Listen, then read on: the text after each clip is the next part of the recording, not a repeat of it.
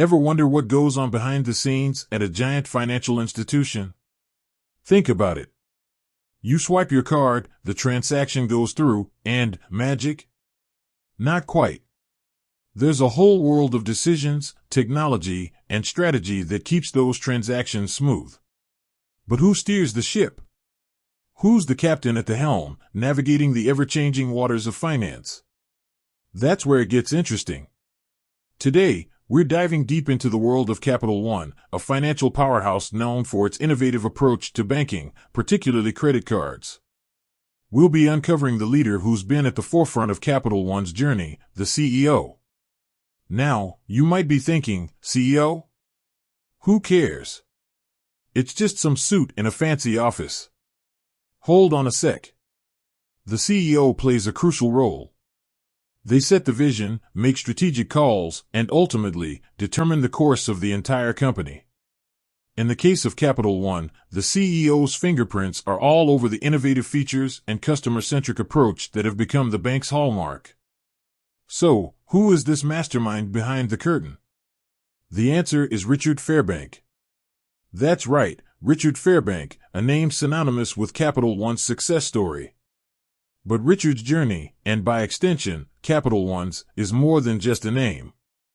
It's a story of vision, taking a chance, and upending the status quo, all in the name of making banking a better experience. Before we delve into Richard's story, let's rewind a bit. Capital One wasn't always the financial giant it is today. It started back in the late 1980s, a time when the credit card industry was a different beast. The big banks ruled the roost, and their approach to credit cards, well, let's just say it wasn't exactly customer-friendly. Enter Richard Fairbank and his partner, Nigel Morris. These two guys had a crazy idea. What if they could use data and technology to revolutionize the credit card experience? They believed they could make it more transparent, more accessible, and frankly, more human. Here's the thing, most people thought they were nuts. Banks back then weren't exactly known for embracing change. But Richard and Nigel were persistent. They faced rejection after rejection, but they never gave up on their vision. Finally, in 1988, they found a willing partner, a bank in Virginia. This was the spark that ignited Capital One. They started small, but with their innovative approach, they quickly gained traction. Here's where Richard's leadership truly shines. He wasn't just a guy with a good idea. He was a strategist, a builder, someone who could translate vision into reality. He fostered a culture of innovation at Capital One, where employees were encouraged to think outside the box and challenge the status quo.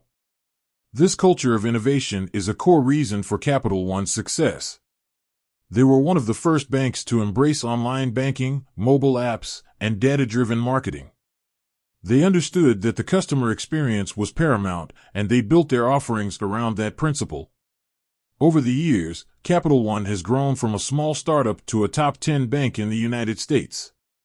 They've faced challenges along the way, of course, but under Richard's leadership, they've consistently adapted and thrived. Today, Richard Fairbank remains the CEO of Capital One.